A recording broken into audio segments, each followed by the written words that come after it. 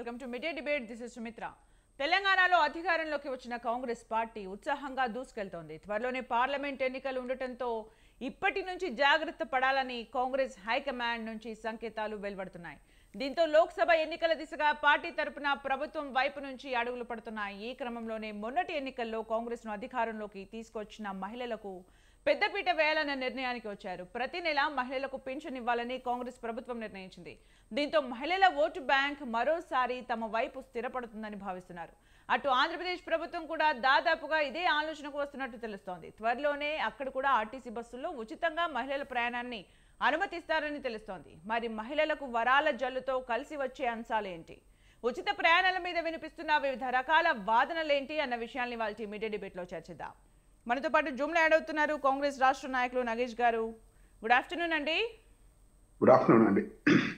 ఎత్ర నార్యస్సు పూజ్యంతే రమంతే తత్ర దేవత అంటే ఎక్కడైతే మహిళలు గౌరవింపబడతారో అక్కడ దేవతలు కొలువై ఉంటారో, ఎక్కడైతే మహిళలకు పథకాలు తీసుకొస్తారో ఆ గవర్నమెంట్ చాలా చక్కగా ఫామ్ అవుతుందని అనుకుంటున్నారా ఏంటి? అసలు మహిళల పైన ఎందుకు ఇంత ప్రేమ అనే చెప్పాలి. ఫస్ట్లీ మీరు ఇందాక ఆ శ్లోక చెప్పారుగా, ఎంత బ్యూటిఫుల్ గా ఉంది, ఎంత గొప్పగా ఉంది వినడానికి. కానీ అది ఇంప్లిమెంటేషన్ ప్రాసెస్ లో వస్తే ఎంత అద్భుతంగా ఉంటుందో ఈ రోజు కాంగ్రెస్ పార్టీ అది చేపి చూపిస్తుంది. ఫస్ట్ ప్రయారిటీ ఫీమేల్స్ కే ఎందుకు అనేది క్వశ్చన్ మీది, అంతే కదా? ప్రయారిటీ ఫస్ట్ ఫీమేల్ కి ఎందుకు అంటే సమాజం నిర్మించాలి, సొసైటీలో పేదరికాన్ని అనగదొక్కాలి, చెడు అనేది తీకి పడేయాలి పక్కకి అని కాంగ్రెస్ అధిష్టానం నిర్ణయించింది, కాంగ్రెస్ పార్టీ నిర్ణయించింది. ఆ దిశలో అంటే ఏదైతే 6 గ్యారంటీస్ రూపంలో తెలంగాణ రాష్ట్రానికి మేము ఇచ్చిన గ్యారంటీస్ 6 హామీలు ఏమైతే ఉన్నాయో అవన్నీ ప్రో పూర్ అంటే ప్రో పూర్ లో మళ్ళీ ఫిమేల్స్ కి ప్రయారిటీ ఇస్తూ ముందుకు తీసుకెళ్తూ ఉంటాము. అంటే ప్రపంచంలో ఉన్న అంటే బియాండ్ ద మీరు అన్నారుగా ఎందుకు ఫీమేల్స్ అంటే ప్రయారిటీ అని. ఫీమేల్స్ అనే ప్రయారిటీ ఎందుకంటే అమ్మా ఈ రోజు గ్లోబల్ వార్మింగ్ నుంచి any state government any state administration corruption అవుతుంది, అవన్నీ బాధలు సాధలు ఉన్నాయి సమాజంలో. అంటే అవన్నిటిని ఏది రైజ్ చేయడానికే ఫీమేల్ కి ప్రయారిటీ ఇవ్వాల్సిన అవసరం ఉంది ప్రజెంట్ డేట్ లో. అదే మీరు ఒక దిశగా చూస్తే పార్లమెంట్ లో 150 మంది పార్లమెంటేరియన్ ని డిస్క్వాలిఫై చేసిన బీజేపీ ధోరణి చూడండి. ఇక్కడ కాంగ్రెస్ ప్రభుత్వం రాష్ట్రంలో రాగానే ప్రతిపక్షాలకి గౌరవిస్తూ వాళ్ళకు బయటికి పంపించేది లేదు. ఏది మన అసెంబ్లీలోనే కూర్చోబెట్టి రాష్ట్ర ప్రజలు చూడాలి, వాళ్ళు చెప్పే నిర్ణయాలు ఏమైనా సూచనలు ఉంటే గవర్నమెంట్ కూడా అవి కూడా అడ్వైజరీగా తీసుకొని ముందుకెళ్తుంది అని అంత చిత్తశుద్ధిగా మా నాయకుడు రేవంత్ రెడ్డి గారు సీఎం గారు చెప్పడం ఎలా ఉంది. ఒక సైడ్ పార్లమెంట్ లో 150 మందిని బర్తలప్ చేసింది, అంటే పార్లమెంట్ లో మాట్లాడనీయకుండా పార్లమెంట్ కి రానియకుండానే చేసింది బీజేపీ. ఎంత వ్యత్యాసం చూడండి కాంగ్రెస్ కి బీజేపీ. ఒకవేళ పార్లమెంట్ లో మేము తప్పు చేస్తున్నామని ఉంటే ఈ రోజు అసెంబ్లీలో మేము గౌరవంగా అపోజిషన్ ఏమన్నారు, మీరేమైనా అడ్వైజ్ ఇవ్వాలనుకుంటే వెల్కమ్, హౌస్ లో చెప్పండి, గవర్నమెంట్ దానికి ఆమోదిస్తుంది, ప్రజల పక్షాన ఉంటే డెఫినెట్ గా పరిపాలనలో తీసుకొస్తుంది అంటది. అదే పార్లమెంట్ లో అయితే అపోజిషన్ ని వినకుండా అంటే ఏకపక్ష ధోరణి ఆటోక్రాటిక్ రూల్ ఆ దిశగా మోడీ గవర్నమెంట్ తీసుకెళ్తుంది. ఇక్కడ కాంగ్రెస్ గవర్నమెంట్ తెలంగాణలో ఏ విధంగా తీసుకెళ్తుంది అంటే ఇక్కడ ఫీమేల్స్ కి ప్రయారిటీ ఇస్తూ ముందుకు సాగే గవర్నమెంట్ మంచిదా? ఇందాక మీరు అన్న శ్లోకాలో 100% ఇంప్లిమెంటేషన్ ప్రాసెస్ లో గవర్నమెంట్ ఇంప్లిమెంట్ చేస్తుంది. ఎందుకు చేస్తుంది అనేది ఎసెన్స్ చెప్పా మీకు. సమాజం నెలకొల్చడానికి, సర్వోదయ చూపించడానికి, ప్రతి ఒక్కరి డెవలప్మెంట్ మెయిన్ స్ట్రీమ్ డెవలప్మెంట్ కి రావడానికి. ఇప్పుడు మహిళలకు నగేష్ గారు మహిళలకు బస్సుల్లో ఫ్రీ ప్రయాణం అట్ ద సేమ్ టైం 2500 ఏదైతే చెప్తున్నారో అది, అలాగే గృహలక్ష్మి గ్యాస్ సిలిండర్కి 500, ఇవన్నీ కూడా అంటే మహిళా సాధికారత పెంచుతాయి అనే దానికి కొంచెం ఎగ్జాంపుల్గా ఎలాబరేట్గా చెప్తారు. అంటే బికాజ్ మహిళలకు ఉచిత ప్రయాణం పైన చాలా ట్రోల్స్ కూడా వచ్చాయి, మీరు కొంచెం ప్రొడక్టివ్గా చెప్తే బాగుంటుందని చూస్తాం.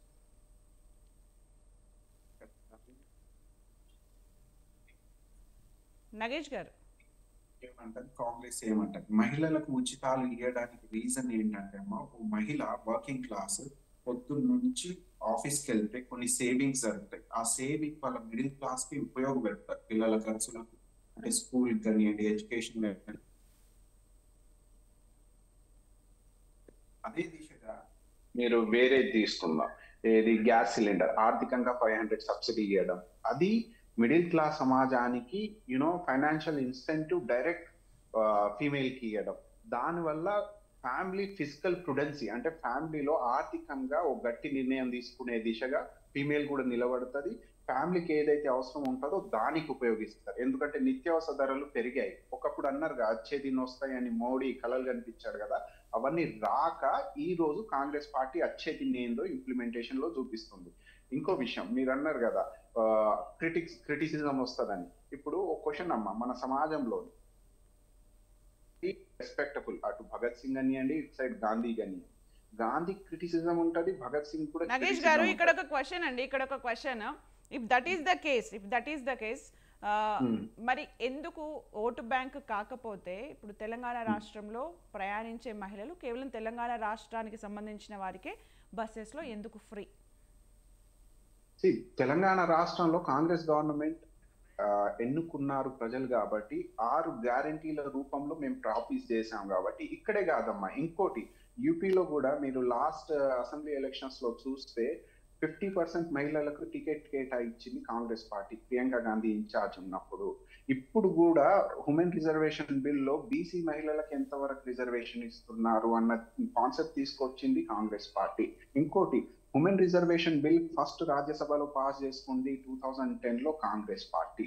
అంటే ఇది ఒక్క తెలంగాణ సమాజానికి ఇప్పుడు వచ్చింది కాదమ్మా, ఇది కాన్స్టిట్యూషన్ రచించినప్పుడు కూడా మహాత్మా గాంధీ గారు అన్నారు చూడండి, ఏది ఓ మహిళ ఇండిపెండెంట్ గా ఓవర్ నైట్ కూడా ఆమె తన డిసిషన్ తీసుకుంటూ తిరుగుతూ ఉంటే నిజమైన స్వాతంత్రం వచ్చినట్టు అని. సో అప్పటి నుంచే ఉంది. ఇప్పుడు ఇంప్లిమెంటేషన్ ప్రాసెస్ కి మెచ్యూరిటీ ఆఫ్ ది డెమోక్రసీ మన దేశంలో లాస్ట్ 75 years ఆఫ్ ఇండిపెండెన్స్ లో ఇప్పుడు we are at the transformation. Modi గారు అంటున్నారు వికసిత్ భారత్ ఇంకా అవ్వలేదు, డెవలప్డ్ నేషన్ కేటగిరీకి వెళ్ళలేదు, we are into a developing nation category. So developed nation కేటగిరీకి వెళ్ళాలంటే ఫీమేల్స్ కి ప్రయారిటీ ఇవ్వాలి. వేల సంవత్సరాల క్రితం నుంచి మహిళలకు అనగదొక్కబడ్డారు, ప్రయారిటీ లెస్ చేశారు, కిచెన్ రూమ్ కే పరిమితం అన్నారు. సో కాల్డ్ బీజేపీ అది చూపించుకోవాలి. ఇప్పుడు సెంట్రల్ లో మన మహిళలు రెస్లర్ల మీద ఎంత అత్యాచారం జరుగుతుంది, బ్రిడ్జ్ భూషణ్ మీద రేప్ చార్జెస్ ఉన్న బీజేపీ ఇగ్నోర్ చేస్తుంది. కానీ ఇక్కడ వచ్చేసరికి కాంగ్రెస్ పార్టీ అది చేయదలుచుకోలేదు. ఇప్పుడు ఎప్పటి నుంచి 2010 నుంచి ప్రీ ఇండిపెండెన్స్ నుంచి ఇండిపెండెన్స్ లో కూడా ఇప్పుడు కాంగ్రెస్ పార్టీ ప్రెసిడెంట్ గా ఓన్లీ ఖర్గే గారు ఈ రోజు కనిపించారు, కానీ మహిళలు ఎంతో మంది చేశారు ప్రెసిడెంట్షిప్ గా. అంటే కాంగ్రెస్ పార్టీ మహిళలకు ఎప్పుడు సమానమైన రెస్పెక్ట్ ఇచ్చుకుంటూ ముందుకు తీసుకెళ్తుంది. Right, okay. ఎలక్షన్స్ కోసం కాదు, ఓట్ బ్యాంక్ గురించి కాదు, మహిళా సాధికారత పెంచడానికి అని మీరు అంటున్నారు. ఓకే, మనతో పాటు ప్రముఖ రాజకీయ విశ్లేషకులు మన్నెం కోటేశ్వరరావు గారు కూడా జూమ్ లో యాడ్ అయ్యారు. Good afternoon sir. Good afternoon. Yes sir, అంటే మహిళలకు ప్రాధాన్యత ఇవ్వడానికి సంబంధించి మీ వర్షన్ తీసుకునే ముందు ఇప్పుడు ఒక షార్ట్ బ్రేక్ తీసుకుందాం సార్. బ్రేక్ తర్వాత మనం డిస్కషన్ కంటిన్యూ చేద్దాం. ఇప్పుడు ఒక షార్ట్ బ్రేక్ తీసుకుందాం. Stay tuned.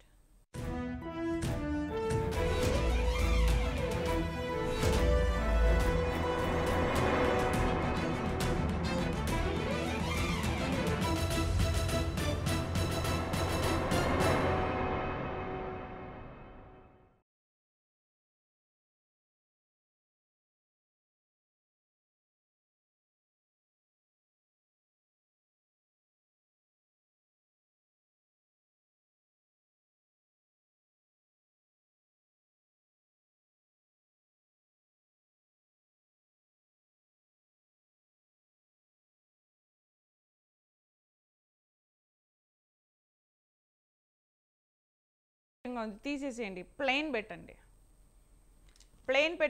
Plain black.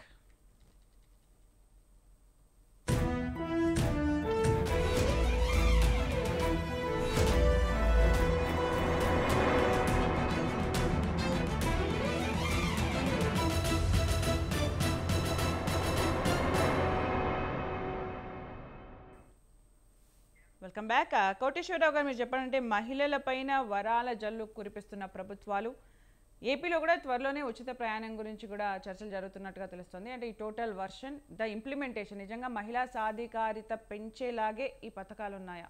మీరేం చెప్తారు? ఇప్పుడు సంక్షేమ పథకాలు అనేటువంటివి అవి మహిళలకైనా లేదా పురుషులకి మొత్తం కుటుంబాలకు సంబంధించినవైనా కానీ అవి కుటుంబాలకి వెసులుబాటు కల్పిస్తాయి. ఆర్థిక భారాన్ని కొంతమేరకు ఇతర వాటి మీద మళ్లించుకోవడానికి, ఆర్థిక ఖర్చులు ఇతర వాటికి ఖర్చు చేయడానికి అవి తోడ్పడతాయి తప్ప సంక్షేమ పథకాలని పూర్తిగా సాధికార మహిళలకు కానీ పురుషులకు కానీ సాధికారతను సమకూర్చుతాయని అనడానికి లేదు. ఎందుకంటే ఈ సంక్షేమ పథకాలు అనేటువంటివి ఇప్పుడు మహిళలకు ఉచిత బస్సు ప్రయాణమైనా లేకపోతే గ్యాస్ సిలిండర్ కి సబ్సిడీ ఇచ్చేదైనా కానీ అవేమి శాశ్వతం అని చెప్పడానికి వీల్లేదు. ఇంకో ప్రభుత్వం వచ్చి రద్దు చేయొచ్చు. ఇప్పుడు గతంలో చూసాం మనం సబ్సిడీ, గ్యాస్ సబ్సిడీ చాలా కొన్ని వందల రూపాయలు గ్యాస్ సబ్సిడీ ఉండేది. అటువంటి దాన్ని అంటే యూపీఏ హయాంలో అటువంటి దాన్ని నరేంద్ర మోడీ సర్కార్ వచ్చి మొత్తం ముష్టి విధించినట్టుగా 40 రూపాయలు 30 రూపాయలు వేస్తున్నది మనం చూస్తున్నాం. అందుకని సంక్షేమ పథకాలు అనేటువంటివి ఒక వెసులుబాటు కల్పిస్తాయి. నిజమైనటువంటి సాధికారత మహిళలకు కానీ పురుషులకు కానీ ఎప్పుడు వస్తుందంటే వాళ్ళు సొంతంగా కష్టపడి పనిచేయడానికి వీలైనటువంటి పరిస్థితులు, తగినటువంటి ఉపాధి, అది పర్మనెంట్ ఉపాధి లేకపోతే ఏదో తాత్కాలికమైందా ఏదన్నా కావచ్చు, కానీ శాశ్వత ఉపాధి అనేటువంటి కల్పించినప్పుడే సాధికారత అనే దానికి ఒక సమగ్రమైనటువంటి అర్థం ఉంటుంది. ఇక మీరు అన్నట్టుగా ఆంధ్రప్రదేశ్లో కూడా మహిళలకు ఉచిత బస్సు అనేటువంటి వార్తలు వచ్చాయి, కానీ ప్రభుత్వం వైపు నుంచి అటువంటి ఆలోచన కానీ లేదా అటువంటి ప్రతిపాదన కానీ ఉన్నట్టు లేదనేది నాకు తెలిసినటువంటి సమాచారం. ఎందుకంటే ఇప్పుడు కనుక వాళ్ళు అటువంటి దాన్ని అమలు జరిపేట్లయితే అది ఎన్నికల కోసం, ఓట్ల కోసం, లేదా ఇప్పటి వరకు మేము చెప్పినటువంటి దాన్ని జనం నమ్మి మాకు ఓట్లు వేస్తారనుకున్నది ఇప్పుడు చెప్పకుండా సడన్ గా ఉచిత బస్సు ప్రయాణం కనుక ఇస్తే ప్రతిపక్షాలకి అది ఒక ఆయుధంగా కూడా మారుతుంది. కానీ ఆంధ్రప్రదేశ్ లో అటువంటి ఆలోచన అయితే ఇంతవరకు లేదు. బహుశా తర్వాత ఏమైనా ఎన్నికల సమయం కనుక ఏమైనా జరగవచ్చు. ఇప్పుడు ఈ ఉచిత ప్రయాణం అనేది మహిళలకు ఇంపార్టెన్స్ ఇవ్వడము మేనిఫెస్టోలో ఇవన్నీ పథకాల వల్ల ఓట్ బ్యాంక్ ఏమైనా వచ్చిందంటారండి కాంగ్రెస్ కి? మీరేం చెప్తారు? నిజంగా ఓట్ బ్యాంక్ తీసుకొచ్చే పరిస్థితి ఉంటుంది? సంక్షేమ పథకాలు అనేటువంటి దానికి, ప్రతి సంక్షేమ పథకానికి ఓట్ బ్యాంక్ అనేటువంటి లక్ష్యం డెఫినెట్ గా ఉంటుంది. అది కాంగ్రెస్ అమలు జరుపుకోవచ్చు, లేదా బీజేపీ అమలు జరుపుకోవచ్చు, లేదా బీఆర్ఎస్, ఎవరు అమలు జరిపినా కానీ ఆ యాంగిల్ లేదు అని మనం చెప్పడానికి లేదు. ఎందుకంటే ఇప్పుడు యూనివర్సల్ గా ఇప్పుడు కొన్ని దేశాల్లో ప్రజా రవాణా అనేటువంటిది ఉచితంగా ఉన్నటువంటిది వాస్తవం. ఇప్పుడు ఫ్రాన్స్ లాంటి చోట్ల కొన్ని, అందుకని అది ప్రభుత్వ విధానంగా దేశం అంతటా ఒకే విధంగా ఉంటే వేరు. అలా కాకుండా కొన్ని చోట్ల లేదా కొన్ని పథకాలు కొన్నింటికి మాత్రమే అనే దానిలో డెఫినెట్ గా ఓట్ బ్యాంక్ అనేటువంటిది ఆ ఎలిమెంట్ ఉంటది, లేకుండా ఉండదు. డెఫినెట్ గా అది చెప్పొచ్చు మనం. రైట్. నగేష్ గారు చెప్పండి, అంటే మహిళా సాధికారిత పెంచాలి అంటే శాశ్వతంగా ఈ పథకాలు రన్ అవుతాయి అనే గ్యారంటీ అయితే ఉండదు. మరి దీనికి మీరు ఏం సమాధానం చెప్తారు నగేష్ గారు? ఫస్ట్ అనాలిసిస్ గారు అన్న వర్డ్స్ లో ఏంటి అంటే ఫ్రీ ఫెసిలిటీస్ ఫీమేల్స్ కి ఇవ్వడం వల్ల కంప్లీట్ వెల్ఫేర్ అనేది రాదు అన్నట్టు సత్యం గారు చెప్తున్నారు. I agree. కానీ ఇది సపోర్ట్ సిస్టమ్ గా మారుతుంది. ఇంకోటి అన్నిటికన్నా బ్యారియర్, ఇప్పుడు మేల్ కి కంపారిజన్ జరిగితే ప్రజెంట్ సొసైటీలో కూడా ఫీమేల్ కి అంత గౌరవమైన పొజిషన్ ఇయ్యరు, రైట్? ఒకప్పుడు మనది మ్యాట్రియార్టికల్ సొసైటీ, రైట్? తర్వాత ప్యాట్రియార్టికల్ సొసైటీగా మారిపోయింది. కానీ ఇప్పుడు మళ్ళీ ఆ విలువలు తీసుకురావాలి. ఫీమేల్ అనేదే కంప్లీట్ పివోటల్, ఒక స్టోన్ మన ఫ్యామిలీలో. అలాంటి ఫీమేల్ కి సైకలాజికల్ బ్యారియర్ అంటే ఫ్రీ ట్రాన్స్పోర్ట్ ఇవ్వడం కానివ్వండి, ఫ్రీ గ్యాస్ సబ్సిడరీ ఇవ్వడం కానివ్వండి, ఓ సైకలాజికల్ బ్యారియర్. ఆమె సైకలాజికల్ గా ఫ్రీ బర్డ్ థాట్ వస్తుంది, ఎవ్వరు కమాండ్ చేయలేరు ఆమెకి. దాని కాన్సెప్ట్ గానే ఇప్పుడు చూడండి, ఇప్పుడు పర్మనెంట్ సొల్యూషన్ కాదు, కానీ ఫ్రీ సిస్టమ్ ఏదైతే ఆర్టీసీ బస్ సిస్టమ్ ఉందో అది ఇప్పుడు ఎంప్లాయ్మెంట్ కి వెళ్ళే మార్నింగ్ నుంచి ఈవినింగ్ కి, ప్లస్ హౌస్ కీపింగ్ నుంచి కలెక్టరేట్ ఆఫీస్ వరకు వెళ్ళే ఎంప్లాయీస్ ఉంటారు ఫీమేల్స్. కానీ ఈ ఫ్రీ సర్వీస్ ఇవ్వడం వల్ల కొంచెం ఆర్థికంగా సేవింగ్ ఉంటుంది, ఆ ఫ్యామిలీకి ఎక్స్పెండిచర్ అవుతుంది బెటర్. అంటే ఇప్పుడు ఇన్ఫ్లేషన్ పెరుగుతున్న దానికి అది ఒక కౌంటర్ మెషర్ ఎకనామికల్ గా. సెకండ్, ఈ సైకలాజికల్ గా ఏదైతే బ్యారియర్స్ ఉంటాయో ఫీమేల్స్ కి కొంచెం ప్రయారిటీ తక్కువ సొసైటీలో, అది కంప్లీట్ డిబాకిల్ అవుతుంది, ఎరైజ్ అయిపోతుంది. సైకలాజికల్ గా ఫ్రీ బర్డ్ కాన్సెప్ట్ లో ఫీమేల్ బరాబర్ కాంపిటీషన్ కి వస్తుంది ఈ సమాజంలో. అది 100% మన సత్యం గారు అగ్రి అవ్వాల్సింది. ఇంకోటి politics, vote bank. First less అండి, కాంగ్రెస్ పార్టీ అధికారంలో వచ్చిందంటే తను చేసే పనులను చూపించుకునే డెఫినెట్ గా ఓట్ బ్యాంక్ కి వెళ్తుంది, తన పొలిటికల్ కెరియర్ ఎన్హాన్స్ చేసుకుంటూ వెళ్తుంది. It may be state, AP ఒక్కటే ఉద్దేశించి ఉండదు కాంగ్రెస్ పార్టీ, నేషనల్ పార్టీ కాబట్టి నేషనల్ లెవెల్లోనే కౌంటర్ తీసుకుంటుంది. నేషనల్ లెవెల్ ఐడియాలజికల్ బేసెస్ తీసుకొని నేషనల్ లెవెల్లో వెళ్ళాలి అన్న కాంటెక్స్ట్ ఎప్పుడు ఉంటుంది. ఓట్ బ్యాంక్ ఎప్పుడు పోవద్దు, రైట్? మేము కాపాడుకోవాలి, మంచి పాలసీస్ రావాలి, అధికారంలో ఉండాలి, కాంగ్రెస్ పార్టీ ఉండాలి అన్నట్టు మేము పనిచేస్తాము. అన్డౌటబుల్లీ సత్యం గారు అన్నట్టు ఓట్ బ్యాంక్ కి ముడి పడకుండా ఏది ఉండదు ఇక్కడ. కానీ సత్యాన్ని బేస్ చేసి వాస్తవంగా ఇప్పుడు ఒకడు అన్నారు దళితుడు సీఎం అన్నాడు, 3 ఎకరాలు అన్నారు, నిరుద్యోగ అభివృద్ధి అన్నారు. ఇవన్నిట్లో ఫెయిల్యూర్ అయిన తర్వాతే చేంజ్ అనేది వచ్చింది తెలంగాణ. సన్న ఇప్పుడు చేంజ్ ఎలా వచ్చింది? చేంజ్ వచ్చే ముందు నమ్మిచ్చారు, లైక్ 6 గ్యారంటీస్ ఇస్తాము, పేదల కోసం పనిచేస్తాము, ఎవరైతే ట్రూ బెనిఫిషరీస్ ఉన్నారో మహిళలకు ప్రయారిటీ ఇస్తాము అని కాంగ్రెస్ పార్టీ అపోజిషన్ గా ఉన్నప్పుడు బాధ్యత గల అపోజిషన్ లాగా ప్రవర్తిస్తూ నమ్మిచ్చి తెలంగాణ సమాజంలో ఈరోజు అధికారంలోకి వచ్చింది. ఆబ్వియస్లీ సేమ్ టైప్ ఏపీలో కూడా ఉంటది. ఇప్పుడు తెలంగాణలో కర్ణాటకలో గవర్నెన్స్ ఉండే దాన్ని బట్టే తెలంగాణలో ప్రజలు ఎన్నుకున్నారు. సేమ్ ఇప్పుడు ఏపీలో కూడా కాంగ్రెస్ పార్టీ రావాలి, మేము ఇక్కడ ఎగ్జాంపులరీగా పనిచేస్తేనే కదా ఏపీలో కాంగ్రెస్ పార్టీ వస్తుంది. నాట్ ఓన్లీ కాంగ్రెస్ పార్టీగా కూడా చూడొద్దు, మీరు దేశ లెవెల్లో కూడా చూడాలి దీనికి. హిమాచల్, కర్ణాటక, మా దగ్గర తెలంగాణ 3 రాష్ట్రాలు ఉన్నాయి. ఈ 3 రాష్ట్రాలు మా దగ్గర రూలింగ్ లో ఉన్నాయి. అపోజిషన్ లో మేమే ఉన్నాం. మధ్యప్రదేశ్, ఛత్తీస్గఢ్, రాజస్థాన్, ఇతర రాష్ట్రాల్లో మేజర్ అపోజిషన్ లో ఉన్నాము. సో మేము ప్రూవ్ చేసుకోవాల్సిన విషయం ఏముంది? దేశ హితానికి ఎవరైతే అన్నారుగా చెప్పనీచ సీనా, రైట్, అచ్చే దిన్, సంవత్సరానికి 2 కోట్ల జాబ్లు, ఇవన్నీ చెప్పి మసిగూసి మారకాయ చేసినట్టు ఎవరైతే వాస్తవాలు చెప్పకుండా ఈ రోజు కూడా అబద్ధాలు చెప్పి పార్లమెంట్ లో ఎంపీలను రానియకుండా చేయడం, అంటే ఎంపీలని బయటికి ఉంచడం వల్ల ప్రజానికం 150 మంది ఎన్నుకున్న ప్రజానికాన్ని గొంతు కూడా నలిపినట్టు ఏది బీజేపీ ప్రవర్తిస్తుంది. అంటే నేషనల్ లెవెల్లో యాటిట్యూడ్ అలా ఉంది బీజేపీకి.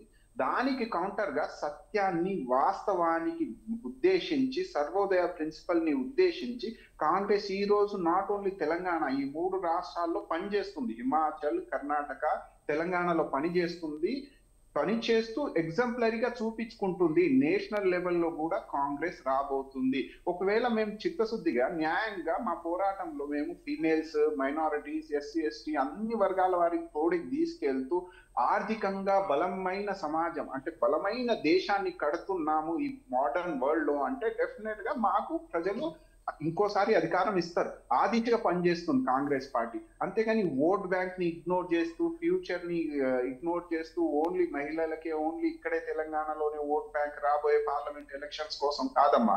ఇక్కడ సేమ్ టైం నగేష్ గారు అంటే ఈ మధ్య బాగా అంటే సోషల్ మీడియాలో బాగా కనిపిస్తున్న విషయం, జస్ట్ 10 days పరిపాలనకి 900 కోట్ల అప్పు తెచ్చింది కాంగ్రెస్ ప్రభుత్వం అని చెప్పి కూడా వస్తుంది. అంటే ఇలాంటి పథకాల వల్ల ఎలాంటి ప్రెషర్ ఉంటుంది గవర్నమెంట్ పైన, అంటే దాన్ని అంటే కన్స్ట్రక్టివ్ గా కూడా ఎకానమీ చూసుకోవాల్సిన బాధ్యత ఉంటుంది. ఏదైతే బీఆర్ఎస్ ప్రభుత్వంలో ఫెయిల్యూర్గా చెప్పారు, అప్లయ్యాయి అని చెప్పారో దాన్ని ఇప్పుడు కంటిన్యూ చేయకుండా ఉండాల్సిన బాధ్యత కూడా ఉంటుంది. అవన్నీ కూడా దృష్టిలో పెట్టుకొని ఇప్పుడు ఏవైతే పథకాలు అమలు చేస్తున్నారో దాన్ని కన్స్ట్రక్టివ్గా మీరు ఎలా చెప్తారు అసలు?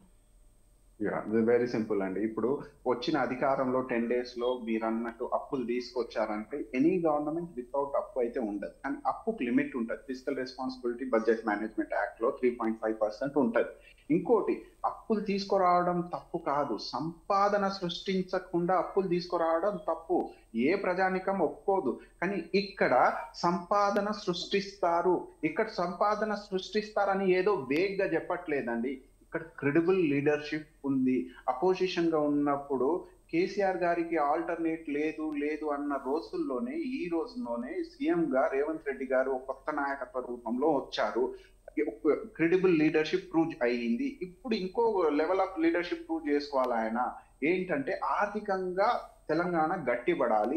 ఏవైతే హామీలు ఇచ్చారో, ఏవైతే అప్పులు ఉన్నారో, కాళేశ్వరంలో కరప్షన్ ఉన్నాయో ఇవన్నిటిని సద్దుమరుగుతూ రైతు బంధు కంటిన్యూ చేయాలి, దళిత బంధు కంటిన్యూ చేయాలి. ఇంకో విషయం, కంటిన్యూ చేయాలి అంటే జెన్యూన్ పర్సన్స్ కే చెందాలి. ఇక్కడ 1000 ఎకరాలు 100 ఎకరాలు ఉన్న వాళ్ళకి రైతు బంధు ఇవ్వద్దు. ఆర్థికంగా గండి పడుతుంది తెలంగాణకి. ఇలాంటి లూప్ హోల్స్ ఎన్నో చేసింది బీఆర్ఎస్ పార్టీ. అవన్నీ లూప్ హోల్స్ ని మూస్తూ ఇన్వెస్ట్మెంట్ కూడా బయటి రాష్ట్రాల నుంచి, బయటి దేశాల నుంచి తీసుకొస్తుంది కాంగ్రెస్ పార్టీ ఎఫ్డిఐ రూపంలో. ఇది యూనో ఇదంతా ఎప్పుడు బేస్ అయి ఉంటుంది తెలుసా అమ్మా? ఓ స్టేబుల్ గవర్నమెంట్, ఓ క్రెడిబుల్ లీడర్షిప్, ఇవి రెండు తోడు ఉండాలి. ఇక్కడ క్రెడిబుల్ లీడర్షిప్ కూడా ఉంది, స్టేబుల్ గవర్నమెంట్ కూడా ఉంది. కాంగ్రెస్ పార్టీ ఎలోన్ అధికారంలో ఉంది అంటే డెఫినెట్ గా ఓ బలమైన ఆర్థికంగా తెలంగాణ నిర్మాణం కోసమే జరుగుతున్న పనులు ఇవన్నీ.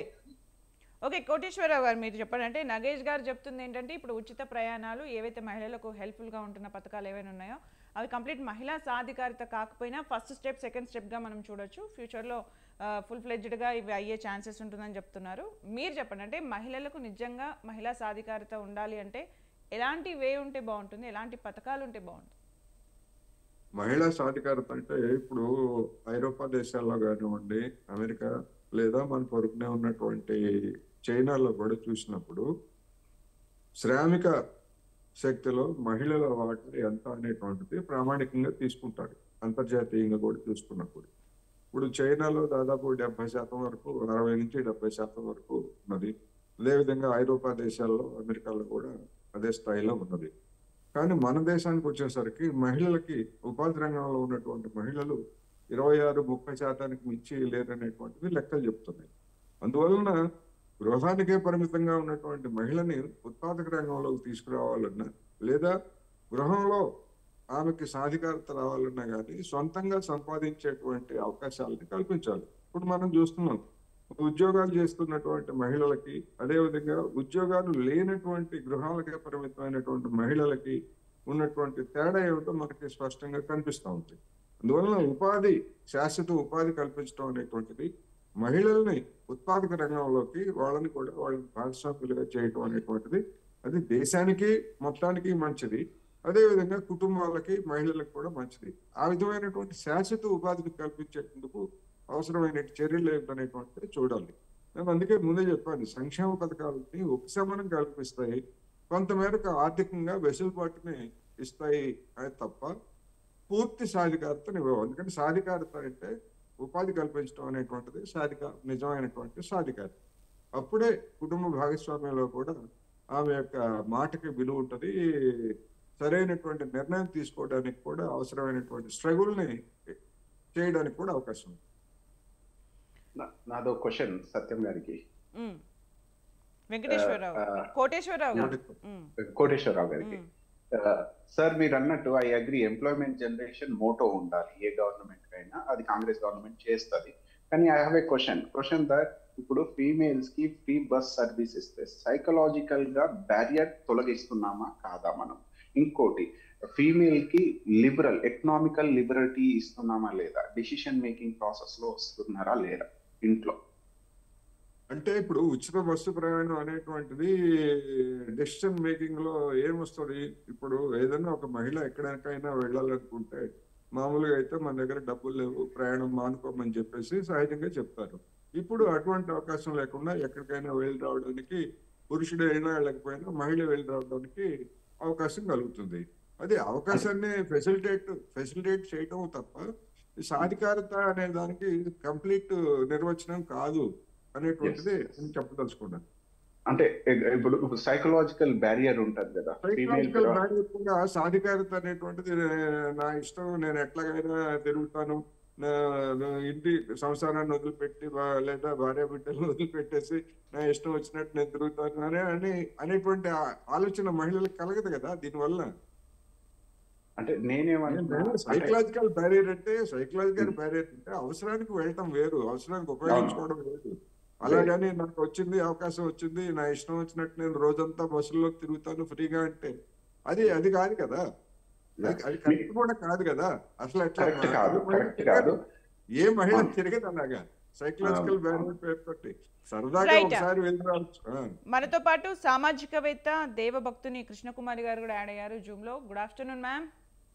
గుడ్ ఆఫ్టర్నూన్ కృష్ణకుమారి గారు, మీరు చెప్పండి, అంటే మహిళల పైన కురిపిస్తున్న వరాల జల్లు ప్రభుత్వాలు, ఉచిత బస్ కావచ్చు, 2500 పెన్షన్ కావచ్చు, at the same time cylinder పైన 500 రూపీస్, ఇవన్నీ కూడా మీరేం చెప్తారు? ఇది నిజంగా మహిళా సాధికారిత పెంపొందించేలా ఉందా? నిజంగా మహిళా సాధికారిత పెంచాలంటే ఏముంది, లేకపోతే కేవలం ఓట్ బ్యాంక్గా చూడాలా? మీరేం చెప్తారు?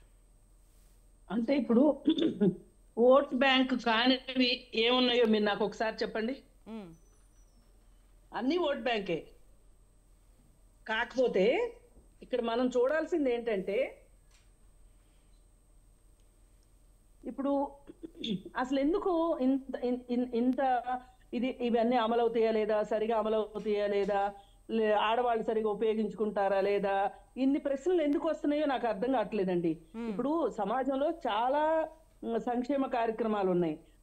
ఏ సంక్షేమ కార్యక్రమానికి లేని మీమాంస మహిళలకు సంబంధించిన వాటి మీదనే ఎందుకు మాట్లాడుతున్నారు ప్రతి ఒక్కళ్ళు? ఈ మీమ్స్ ఎందుకు వస్తున్నాయి? ఇంత భావదారిద్ర్యం ఎక్కడి నుంచి వచ్చింది మనకు అసలు? ఇప్పుడు ఎక్కడికి వెళ్తున్నావు అంటే కార్టూన్స్, మీమ్స్, చాలా దూరం వెళ్తున్నాను ఎందుకు అంటే మా అమ్మ ఏం కూర వండుతుందో కనుక్కొద్దామని. ఇవి అసలు సంస్కారహీనంగా సమాజం తయారైందండి. చాలా మంది ఆ సంస్కారహీనత నుంచి వచ్చింది ఇదంతా. ఒక వెసులుబాటు తీసుకొస్తున్నారు మహిళలకి, మహిళలు ఉపయోగించుకుంటారు. ఉపయోగించుకోలేదు అనుకోండి, ఇప్పుడు ఆరోగ్యశ్రీ ఉంది, అలాగే రేషన్ కార్డులు ఉన్నాయి, ఎంత అక్కడ దాకా ఎందుకండి, దళిత బంధు ఉంది, దళిత బంధు ఎంత అపహాస్యం పాలైందో తెలుసు కదా, దాని గురించి మాట్లాడరే ఎవరు. అలాగే రైతు బంధు ఉంది, 50 ఎకరాలు ఉన్న వాళ్ళకి, 100 ఎకరాలు ఉన్న వాళ్ళకి, మల్లారెడ్డి లాంటి వాళ్ళకి కూడా రైతు బంధు ఇచ్చినప్పుడు దాని మీద మేము చేయలేదే.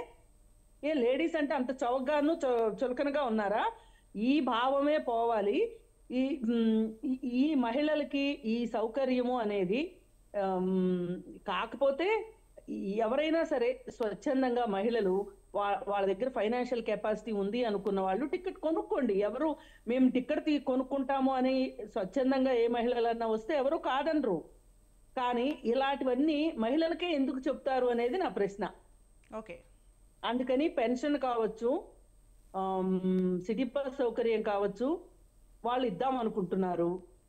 ఇప్పుడు ఒకవేళ ఆర్థిక పరిస్థితులు బాగా లేదనుకోండి, ఇప్పుడు ఆల్రెడీ వాళ్ళు మొత్తం ఊడ్ చేసేసి, అప్పులు చేసేసి, రాష్ట్రాన్ని తాకట్టు పెట్టేసి, ఆస్తులను తాకట్టు పెట్టేసి అప్పులు చేశారు టిఆర్ఎస్ వాళ్ళు. ఇప్పుడు నిన్న పేపర్లో వచ్చింది కదా, ఆర్టీసీ స్థలము 6 ఎకరాల స్థలాన్ని 130 కోట్లకి తాకట్టు పెట్టినట్టు వచ్చింది, బ్యాంకులో లోన్ తీసుకున్నారని వచ్చింది. మరి ఇట్లాంటివన్నీ ఉన్న సందర్భంలో ఇలాంటి కార్యక్రమాలకి అవకాశం ఉంటుందా ఉండదా అనేది కూడా ఈ ప్రస్తుత ప్రభుత్వం చూసుకోవాలి కొంచెం. సరే లేదు అనుకోండి, ఇప్పుడు శ్వేతపత్రాలు తీసుకొస్తుంది ఇందుకే, అసలు మన పరిస్థితి ఇలా ఉంది, దీనిలో మనం ఎంతవరకు చేయగలము, ఎలా చేయగలము అంటే చెయ్యొద్దు అని మట్టుకు వాళ్ళకి లేదండి. ఎందుకంటే కాంగ్రెస్ ప్రభుత్వము యూపీఏ 2లో ఉండగా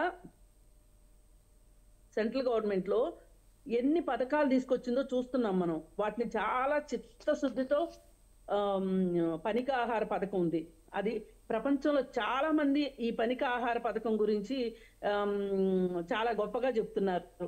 అసలు ఆ పథకమే కనుక లేకపోయి ఉన్నట్లయితే భారతదేశంలో ఆకలి చావులు పెరిగాయి అని చెప్పి దాని మీద సర్వే రిపోర్ట్ వచ్చింది.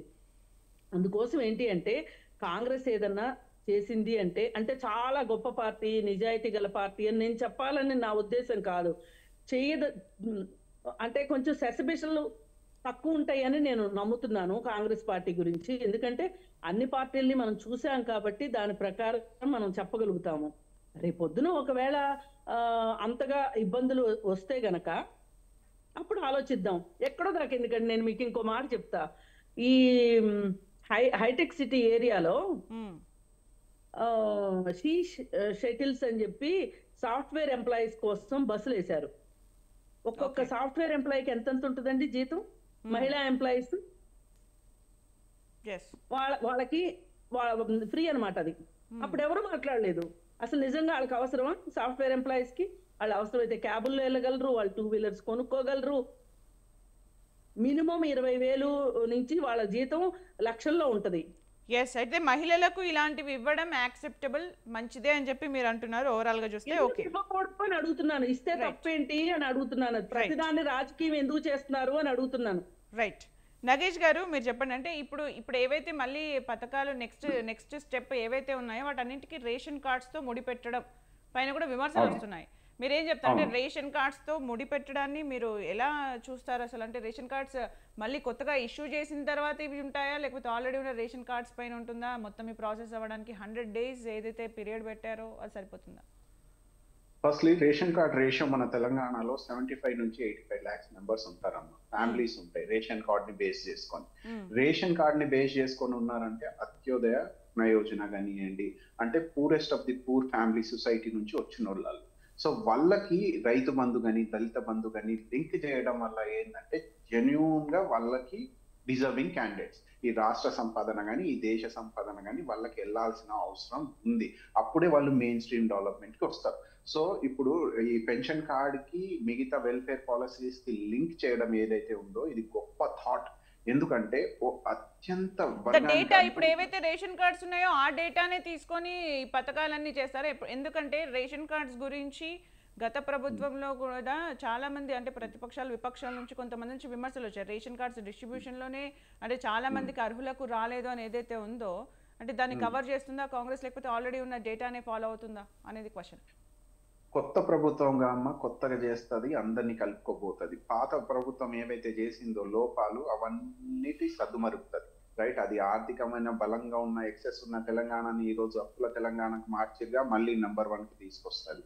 రైట్, అదే విధంగా ఒకవేళ ట్రూ బెనిఫిషరీస్ ఎవరైతే ఉన్నారో వాళ్ళకి ఇగ్నోర్ చేసి రేషన్ కార్డు డెవలప్డ్ ఫ్యామిలీకి గవర్నమెంట్ ఎంప్లాయ్ ఫ్యామిలీస్ కి ఇచ్చారు అనుకోండి, అది డెఫినెట్ గా అది క్రాష్ చేస్తారు. ఎవరైతే జెన్యూన్ బెనిఫిషరీస్ ఉంటారో మళ్ళీ సర్వేలు చేస్తారు, మళ్ళీ ఐడెంటిఫై చేస్తారు, మెయిన్ స్ట్రీమ్ లో తీసుకొస్తారు, ఇస్తారు. ఇందాక మన మేడం అన్నారు బ్యూటిఫుల్ స్టేట్మెంట్. అసలు నాకు కొంచెం ఎన్లైట్ అయింది ఆ ప్రాసెస్ లో. ఏంటంటే తను అన్నారు ఎన్నో వెల్ఫేర్ పాలసీస్ ఉన్నాయి దేశంలో, జన్ ధన్ యోజన అని అందరినీ మోసం చేశారు. రైట్, ఏది స్టాండప్ ఇండియా స్టార్ట్అప్ ఇండియా అని, అందులో ఎంతమంది ఆర్థికంగా ఎస్సీ ఎస్టీ ఓబీసీ సమాజానికి చెందిన వాళ్ళు ఉన్నారు. ఇవన్నీ చూస్తుంటే అవన్నిటిని క్రిటిసైజ్ చేయాలి. ఎక్కడైతే మేజర్ బడ్జెట్ అలొకేట్ అవుతుందో అక్కడేగా.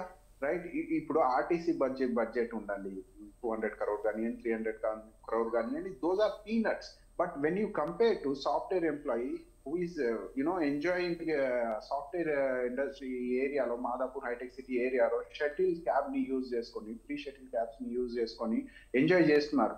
ఎందుకు? Even though they are well earning persons, ఆర్థికంగా బలంగా ఉన్నారు, సంపాదిస్తున్నారు, అయినా సరే వాళ్ళకి ఫ్రీ షటిల్స్ ఇచ్చారు, ఫ్రీ క్యాబ్స్ ఇచ్చారు. అంటే ఇంత పల్లెల్లో ఉన్న మహిళలకు ఎందుకు అంత తక్కువ చూపు?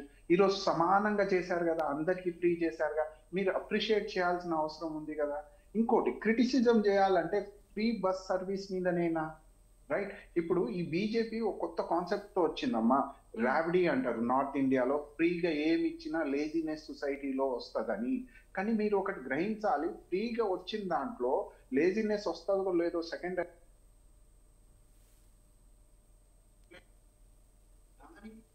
మెజూర్ గా, అంటే లెస్ ఇప్పుడు 500 గా గ్యాస్ సిలిండర్ లో సబ్సిడీ ఇస్తున్నాం అనుకోండి, ఫ్రీ బస్ సర్వీస్ ఇస్తున్నాం అనుకోండి, మంత్లీ 2500 మహిళలకు ఇస్తున్నాం అంటే ఓ స్టేబుల్ ఓ స్ట్రాంగ్ ఫ్యామిలీని నిర్మిస్తున్నాము. ఒకప్పుడు అబ్దుల్ కలాం గారు అన్నారు, when there is peace in your family there is peace in your nation అని. అంటే మనము మన ఇల్లునే గట్టిపరచుకోకుండా దేశాన్ని ఏం గట్టిపరుస్తాం? అంటే ఇల్లుని గట్టిపరచాలంటే ఫస్ట్ టచ్ చేయాల్సిన నోడే ఫీమేల్. ఇంకా మిగతా ఏవైతే దళిత బంధు ఉందో రైతు బంధు ఉందో హాస్యపదంగా మన బడ్జెట్ మొత్తం వేస్ట్ చేసిన సిచ్యువేషన్స్ ఉన్నాయి. ఇక్కడ జెన్యూన్ గా వెళ్తుంది. లెస్ ఇంకోటి, ఒకవేళ ఫీమేల్స్ మెజారిటీలో స్టార్టింగ్ లో ఫ్రీ ఆర్టీసీ బస్ ఉంది కదా అని ఇష్టం వచ్చినట్టు యూజ్ చేస్తారంటే కొన్ని రోజులు చేస్తారేమో, తర్వాత జెన్యూన్ ఎవరైతే అవసరం ఉందో వాళ్ళే పోతారు. ఒకప్పుడు ఐక్యా షోరూమ్. అలాగే నగేష్ గారు నిజంగా రేషియో ప్రకారం కానీ పర్సంటేజ్ వైజ్ గా చూస్తే కూడా ఎంప్లాయ్మెంట్ అంటే ప్రైవేట్ సెక్టార్ లో కానీ గవర్నమెంట్ సెక్టార్ లో కానీ విమెన్ పర్సంటేజ్ తెలంగాణలో ఎలా ఉంది, అట్ ది సేమ్ టైమ్ హౌస్ వైఫ్స్ హోమ్ మేకర్స్ ఎంతమంది ఉన్నారు, వాళ్ళు ఉచిత బస్సు సర్వీస్ ని చాలా తక్కువగా వినియోగించుకునే ఛాన్సెస్ ఉంటాయి. మరి వాళ్ళని కూడా ప్రోత్సహించడానికి ఎలాంటి ప్లానింగ్ ఉంది అనే దాని గురించి ఒక చిన్న బ్రేక్ తర్వాత మీరు చెప్పండి. అంటే విమెన్ ఎంతమంది ఉన్నారు ప్రైవేట్ సెక్టార్ లో గవర్నమెంట్ సెక్టార్ లో ఎంతమంది ఉన్నారు, the percentage wise home makers గా ఉన్న వాళ్ళని ప్రోత్సహించడానికి కాంగ్రెస్ ప్రభుత్వం ఏం చేయబోతోంది? ఫస్ట్ థింగ్, వాళ్ళ స్టాట్ ఎలా ఉంటదంటే అమ్మా, ఫీమేల్స్ ఎవరైతే సాఫ్ట్వేర్ ఎంప్లాయ్మెంట్ లో ఉన్నారో వాళ్ళ మెజర్ హార్డ్లీ 5 to 10% ఉంటదమ్మా. హౌస్ హోల్డ్ లో 95 to 90% హౌస్ హోల్డే ఉంటది. మళ్ళీ ఇందులో హౌస్ హోల్డ్ లో మళ్ళీ అర్బన్ క్లాస్ హౌస్ హోల్డ్ ఒకటి ఉంటది, 70% హౌస్ హోల్డ్ పల్లెల్లో ఉంటది, ఊర్లలో ఉంటారు. రైట్, పల్లెల్లో ఉన్న 70% హౌస్ హోల్డ్ లో 70% ఫీమేల్ అక్కడే ఉన్నారంటే అంటే 2,40,00,000 ఫీమేల్స్, అంటే ఆ జనాభాలో ఫీమేల్స్ మేజర్ గా అక్కడ ఉన్నారంటే వాళ్ళు ఈ ప్రయాణాన్ని 100% ఉపయోగిస్తారు. ఎట్ సైడ్ మెట్రోపాలిటన్ సిటీ వైపు చూస్తారు, ఎంప్లాయ్మెంట్ వైపు చూస్తారు. వాళ్ళ మహిళా పిల్లలు ఎవరైతే ఉన్నారో గవర్నమెంట్ జాబ్ కాంపిటీషన్ ప్రిపేర్ అవ్వడానికి సిటీకి వస్తారు. ప్రైవేట్ జాబ్ కల్పించుకోవడానికి సాఫ్ట్వేర్ ట్రైనింగ్ కోసం కూడా పల్లెల నుంచి మెయిన్ స్ట్రీమ్ డెవలప్మెంట్ సిటీకి వచ్చి వాళ్ళ బతుకు తెరువు కోసం వాళ్ళకి కావాల్సిన జాబ్ కి ఆస్పైర్ అయ్యి వాళ్ళు కాంపిటీషన్ ప్రిపేర్ అవుతారు. కానీ ఈ ప్రాసెస్ లో స్టార్టింగ్ ఏదైతే ఉందో ట్రావెల్ ఎక్స్పెన్స్ అది జీరో చేసిన ఘనత కాంగ్రెస్ పార్టీది. అది మనం చూడాల్సిన అవసరం ఉంది. ఇప్పుడు వాళ్ళు మెయిన్ స్ట్రీమ్ డెవలప్మెంట్ కి వచ్చిన తర్వాత ఓ మహిళ పల్లె నుంచి హైదరాబాద్ కి వచ్చిన తర్వాత తను గవర్నమెంట్ జాబ్ కి వెళ్ళాలా, తను సాఫ్ట్వేర్ తీసుకోవాలా, ఆమె చేసుకున్న డెసిషన్ ని పట్టి ఉద్దేశించి మళ్ళీ గవర్నమెంట్ ఫెసిలిటీస్ ఉంటాయి. ఏది per every year government job కోసం యాన్యువల్ క్యాలెండర్ రూపంలో నోటిఫికేషన్ వస్తుంది. తన ప్రిపరేషన్ స్టార్ట్ చేసుకోవచ్చు. సేమ్ సాఫ్ట్వేర్ ఎంప్లాయ్మెంట్ కోసం ఆస్పిరేషన్ ఉంటే టీ హబ్ లో మహిళలకు ప్రయారిటీ ఇచ్చే దిశగా మళ్ళీ కాంగ్రెస్ పార్టీ పనిచేస్తుంది. ఇందాక ఓలా ఊబర్ లో ఆటోలకు కూడా న్యాయం జరిగే దిశగా ఊబర్ ఓలా అన్న సేమ్ యాప్ టీ హబ్ లోనే జనరేట్ చేసి రాష్ట్ర ప్రభుత్వం ఆటోలకి ఫ్రీ ఆఫ్ కాస్ట్ లో ఇవ్వబోతుంది without percentage of profit. Right, this is what Congress government అంటే. ఓ మెయిన్ స్ట్రీమ్ డెవలప్మెంట్ లో ఎవరైతే విడిపోయారో మహిళలు కానివ్వండి, ఎస్సీ ఎస్టీలు కానివ్వండి, వాళ్ళందరినీ తీసుకొస్తున్నారు with a calculated approach, with a high vision orientation. అంటే వితౌట్ విజన్ ఏది జరగదమ్మా ఇక్కడ. ఇప్పుడు తెలంగాణలో ఉన్న మహిళలు ఎవరైతే ఉన్నారో పల్లెల్లో ఉన్న మహిళలు వాళ్ళకు మనం గ్యాల్వనైజ్ చేయాల్సిన అవసరం ఉంది. వాళ్ళ రైట్స్ ఏది సోషల్ రైట్స్ కానివ్వండి, పొలిటికల్ రైట్స్ కానివ్వండి, వాళ్ళు వచ్చి మెయిన్ స్ట్రీమ్ హైదరాబాద్ లో కాంపిటీషన్ కి సరిపోయేటట్టు ప్రాక్టీస్ వాళ్ళ మైండ్ ని ట్రైన్ చేసుకునే దిశగా కాంగ్రెస్ పార్టీ చేస్తుందంటే ఏం చేస్తుంది, ట్రావెల్ ఎక్స్పెన్సెస్ జీరో చేసేసింది. సో అది బెస్ట్, ఒక రకంగా సొసైటీకి బూస్ట్. అది దానికి క్రిటిక్స్ ఎన్నో చెప్తారని, కానీ లాస్ట్ కి ఇప్పుడు క్రిటిక్స్ ఏం చెప్పినా the people who are benefited by that ఏదైతే ఉంటుందో అది డెఫినెట్ గా రిజల్ట్స్ అయితే చూపిస్తుందండి. డెఫినెట్ గా అంటే ఒక ఉమెన్ అంటే నాట్ జస్ట్ ఉమెన్, ఆ ఉమెన్ పైన డిపెండ్ అయ్యే ఒక ఫ్యామిలీ, ఆ ఫ్యామిలీ మొత్తం కూడా బెనిఫిట్ అవుతుందని అనుకోవచ్చు. ఓకే అండి, కోటేశ్వరరావు గారు మీరు చెప్పండి, అంటే ఎప్పుడైతే ఉమెన్ గురించి తీసుకొచ్చినప్పుడు ఈ క్రిటిసిజం ఎందుకు అనేది కృష్ణకుమారి గారు సంధించిన ప్రశ్న మీరేం చెప్తారు సార్? అంటే మహిళల గురించి తరతరాలుగా ఒక చులకన భావం అనేటువంటిది మన సమాజంలో పేరుకుపోయింది. దాని కొనసాగింపుగానే అనేటువంటిది నా అభిప్రాయం. అందువలన అటువంటి సైకలాజికల్ బ్యారియరే అన్నాను. అందువలన అటువంటి చులకన భావం అనేటువంటిది పితృస్వామిక సమాజంలో సహజంగానే అది ఉన్నది. దాన్ని పోగొట్టేందుకు అవసరమైనటువంటి చర్యలు తీసుకోవాలి. అటువంటి చర్యలు తీసుకోవాల్సి వచ్చినప్పుడు గతంతో పోలిస్తే ఇప్పుడు చాలా వరకు తగ్గింది. అయితే తగ్గిందంటే దాని అర్థం ఇప్పుడు అసలు లేదని కాదు. ఎందుకంటే మహిళలు కూడా చదువుకోవడం అనేటువంటిది పెరిగిన తర్వాత సహజంగానే కొంత అదుపు పురుషుల నోటికి కొంత తాళం పడేటువంటి అవకాశం డెఫినెట్ గా ఉంటుంది.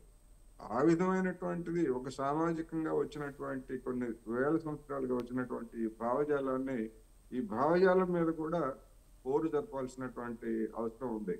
అది మనువాద భావజాలంతో కావచ్చు, లేకపోతే దానిలోనే ఉంది కదా మహిళలు అనేటువంటి వాళ్ళు 2వ తరగతి పౌరులు అనేటువంటిది దానిలోనే అంతర్లీనంగా చెప్పారు కదా. అందుకని స్త్రీలకి స్వాతంత్రం, అర్హత లేదు, ఇట్లాంటివన్నీ ఉన్నాయి. ఇంకా చదువుకున్నటువంటి వాళ్ళలో కూడా ఇలాంటి బూజు పెట్టినటువంటి భావాలని బుర్రలోకి ఎక్కించుకొని ప్రచారం చేస్తున్న వాళ్ళు మనకి టీవీ చర్చల్లోనూ అటువంటి వాళ్ళు కనిపిస్తారు. సమాజంలో ఎక్కడ పెట్టినా కానీ అంత చదువుకున్న వాళ్ళే. పోనీ చదువుకోకుండా మాట్లాడతారంటే లేదు. అంటే తర్కం అనేటువంటిది, తర్కబద్ధమైనటువంటిది, శాస్త్రీయమైనటువంటి ఆలోచన అటువంటిది లేని కారణంగానే ఈ విధమైనటువంటి భావజాలం ఉన్నది. దాని మీద కూడా పోరాటం జరపాల్సినటువంటి అవసరం ఉంది. భావజాల పోరాటాన్ని తక్కువ అంచనా వేయకూడదు. దానికి కూడా సమాజం, అందులో పురోగమవాదులుగా ఉన్నటువంటి వాళ్ళందరూ నిత్యం జరపాల్సినటువంటి పోరాటంలో అది కూడా ఒకటి అనేది నా అభిప్రాయం. రైట్, కృష్ణకుమారి గారు ఇప్పుడు ఏదైతే చెప్పారో అంటే మహిళల పైన ఈ భావజాలం ఏదైతే ఉందో అది కూడా వెళ్ళడానికి అంటే ఎలాంటి ప్రోత్సాహం ఉంటే బాగుంటుంది, ఇంకా ఎందెందులో చేంజెస్ చేస్తే దీన్ని ఫుల్ ఫ్లెడ్జ్డ్గా 100% ఈ భావజాలం అనేది పోయేలా ఉంటే ఛాన్స్ ఉంది? మీరు ఏం చెప్తారు? ఏం సజెషన్స్ ఉన్నాయి మీ దగ్గర? ఇప్పుడు మహిళా రిజర్వేషన్ బిల్లు ఇన్ని సంవత్సరాలు, ఇన్ని దశాబ్దాల పాటు ఎందుకు ఆలస్యమైందో మీకు ఇప్పుడు అర్థమై ఉంటది. ఇప్పుడు సిటీ బస్సు లో ఫ్రీగా వెళ్ళొచ్చు, రావచ్చు, పోవచ్చు అన్నదానికే ఇంత గందరగోళం నడిచింది కదా. అంటే దీని అర్థం ఏంటంటే అసలు మహిళని ఒక భాగస్వామిగా ఒప్పుకోని సమాజం ఉంది మన దగ్గర. అయితే దానికోసం దాన్ని సవరించాలి అంటే ముందుగా కావాల్సింది ఏంటి అంటే మహిళలు విద్య దగ్గరికి ఎక్కువ వెళ్ళేటట్లుగా ఈ సమాజం చూడాలి. అలాగే ఈ సమాజంలో స్త్రీ పురుష అంతరాలు ఏవైతే ఉన్నాయో అవి జెండర్ ఇండెక్స్, జెండర్ బ్యాలెన్స్ అన్నమాట. అది జెండర్ సెన్సిటివిటీ కావాలి మన సమాజంలో. దానికోసం అని చెప్పి మన జస్టిస్ వర్మ కమిషన్ లో చాలా అద్భుతమైన సలహాలు, సూచనలు చేశారు ఆయన. కానీ ఆ నిర్భయ ఫండ్ ద్వారానే చెయ్యాలి ఇవన్నీ అని చెప్పి 2014-15లోనే దీనికి అంకురార్పణ జరిపితే మన ఘనత వహించిన బీజేపీ ప్రభుత్వం ఏం చేసిందో చూసాం మనం. జస్ట్ ఏదో ఒక పెదాల మీద పప్పలు పట్టించినట్లు బేటీ పడావో బేటీ బచావో ఏవేవో కార్యక్రమాలు, అంటే స్వచ్ఛ భారత్ లాంటి కార్యక్రమంలో ఇది కూడా ఒక కార్యక్రమం అన్నట్లు తీసి పారేసి చేశారు తప్పితే చిత్తశుద్ధితో చేయలేదు. ఇప్పుడు మన సమాజంలో 2 విషయాలు ప్రధానంగా జరగాలి. ఒకటి, పురుషుల్లో మార్పు తీసుకురావాలి. అలాగే స్త్రీలలో కూడా ఇలాంటి భావాలు ఉంటాయి, వాళ్ళల్లో కూడా మార్పు రావాలి. స్త్రీలని సమాజంలో ఎక్కువ భాగస్వామ్యాలను చెయ్యాలి. అంటే అది రాజకీయంగా చేస్తారా, ఆర్థికంగా చేస్తారా, లేకపోతే ఇలా ఈ అంతరాలు తొలగించేటట్లుగా చేస్తారా, ఎట్లా చేసినా గానీ విద్య పరంగా, ఉద్యోగ పరంగా ఇలా అన్ని రంగాల్లోనూ స్త్రీ భాగస్వామ్యాన్ని పెంచాల్సిన అవసరం ఉంది. అది వచ్చినప్పుడు ఈ స్త్రీలని పోటీదారులుగా చూస్తున్నారు పురుషులు చాలా సందర్భాల్లో. తమతో సమానమైన హక్కుదారులుగా ఎప్పుడూ చూడట్లేదు. అయితే ఈ భావనలన్నీ పోతేనే కానీ ఇలాంటి మీమ్స్, ఇట్లాంటి చౌకబారు మాటలు, చౌకబారు కార్టూన్లు లేకుండా ఉంటాయి. చాలా పెద్ద పెద్ద కార్టూనిస్టులు కూడా కార్టూన్లు వేశారు దీని మీద. అది చాలా అభ్యంతరకరమైన విషయం.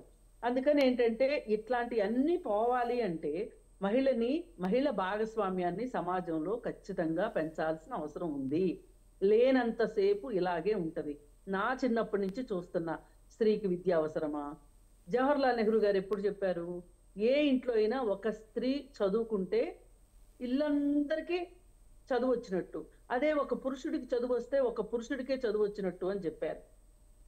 ఇంతకంటే గొప్ప మాట ఏముంటది? మరి ఇన్ని సంవత్సరాలు ఈ విషయంలో ఈ సమాజం ఎందుకు వెనకబడి ఉంది అంటే కర్ణుడి చావుకి 1,00,000 కారణాల్లాగా ఇది కూడా అట్లాంటి విషయమే. ఇప్పటికైనా సరే మహిళలు ఆలోచించాలి, అసలు తమ స్థానం ఏంటి, తాము ఎందుకు ఇక్కడే ఉండిపోయాము అనేది మహిళలు ఆలోచించాలి. అలాగే పురుషులు కూడా వాళ్ళ భాగస్వామ్యాన్ని అంగీకరించే పెద్ద మనసు ఉండాలి. ఆ మనసే లేదు ఇక్కడ, అది వచ్చిన సమస్య. వీళ్ళు ఎంతసేపు మేమే హీరోలమి, మేమే గొప్పాళ్ళమి అనే ఒక మనువాద భావజాలంలో ఉంటున్నారు.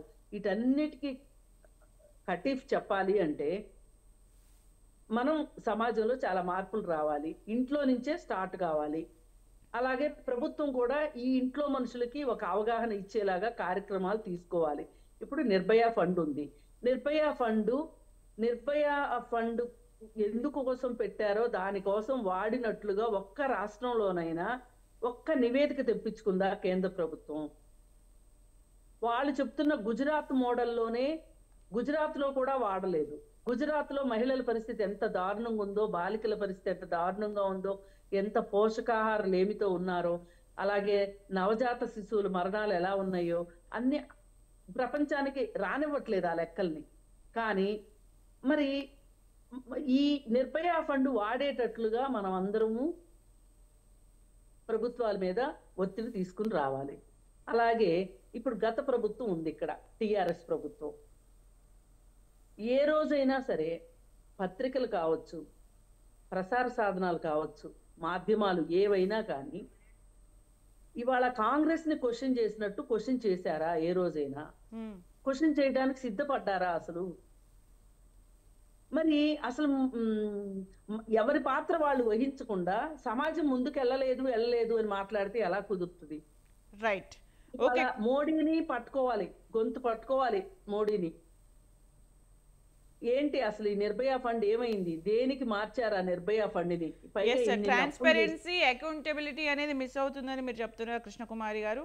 అవును, ఇప్పుడు సమాచార హక్కు చట్టం ఉందండి, ఇది కూడా కాంగ్రెసే తీసుకొచ్చింది. ఆ చట్టం ప్రకారం ఏదైనా సమాచారం ఇవ్వమని అడిగితే ఇవ్వట్లేదు. మరి ఇలా ఉన్నప్పుడు అసలు మనకి జవాబుదారీతనమే లేనప్పుడు పనులు ఎలా జరుగుతాయండి? ఇవన్నీ ఎట్లా ఉన్నాయి అంటే ఎండమావుల్లో నీరు ఎతుకుతున్నట్లుంది తప్పితే వేరేగా లేదు. ఈ పరిస్థితులు మారాల్సిందే. ఎస్ నగేష్ గారు, అంటే యాక్సెప్టెన్సీ సమాజం నుంచి ఉండట్లేదు. ఎప్పుడైనా మహిళలకి సంబంధించి ఏదైనా పథకాలు అనౌన్స్ చేసినప్పుడు ప్రతి గవర్నమెంట్ ఫేస్ చేస్తున్న ప్రాబ్లం ఇది. ఈ యాక్సెప్టెన్సీ మిస్సింగ్ కి కారణం ఏంటి? ఫస్ట్ మీకు క్వశ్చన్ కొంచెం క్లియర్ గా వినిపించలేదు నాకు. యాక్సెప్టెన్సీ అంటే మహిళలకు సంబంధించి ఏదైనా అనౌన్స్ చేసినప్పుడు యాక్సెప్టెన్సీ ఎందుకు రావట్లేదు అనేది. నేను దీనికి ఆన్సర్ చెప్పిన అమ్మా. యాక్సెప్టెన్సీ ఎందుకు రావడం అంటే, అరే నువ్వు చదువుకున్నావు అన్నారనుకోండి, చదువుకున్నావు అంటే ఎంతవరకు అర్థమయ్యేటట్టు, ఎంతవరకు సొసైటీలో విలువలు అర్థమైనట్టు. చాలా మంది బీటెక్ గ్రాడ్యుయేట్ ఉన్నారు, బీకామ్ గ్రాడ్యుయేట్ ఉన్నారు, మెడికల్ గ్రాడ్యుయేట్స్ ఉన్నారు.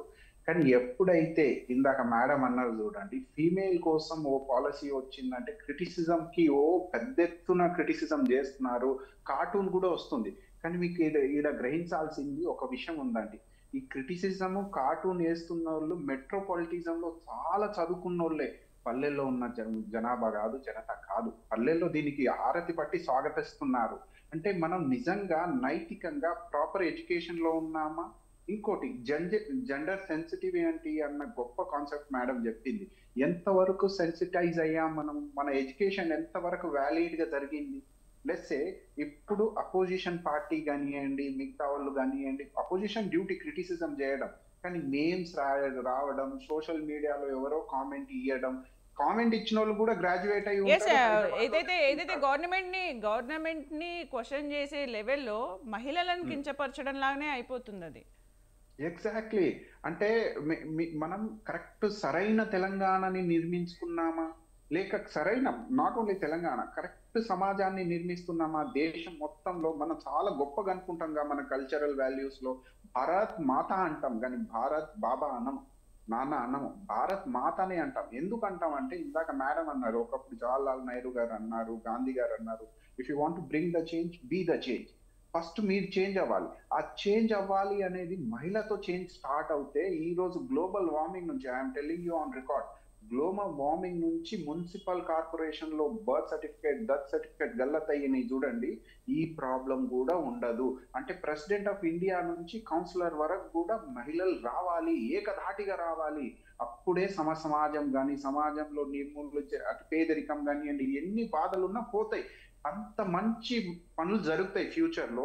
ఇప్పుడు మహిళను ఉద్దేశించి ఓ ఫ్రీ పాలసీ వచ్చింది, గ్యాస్ సిలిండర్ లో ఆర్థికంగా ఆమెకు సేవింగ్ పెరుగుతుంది, ఆమె ఫ్రీగా ఎడ్యుకేషన్కి వస్తుంది, కాంపిటేటివ్ వరల్డ్ ఫేస్ చేస్తుంది, ఆమె యాక్టర్, లాయర్, డాక్టర్ కావాలనుకున్న ఫ్రీ ట్రావెల్ చేసి తన డ్రీమ్ ని తను సాధించుకుంటది. అంటే ఎందుకంత బాధ?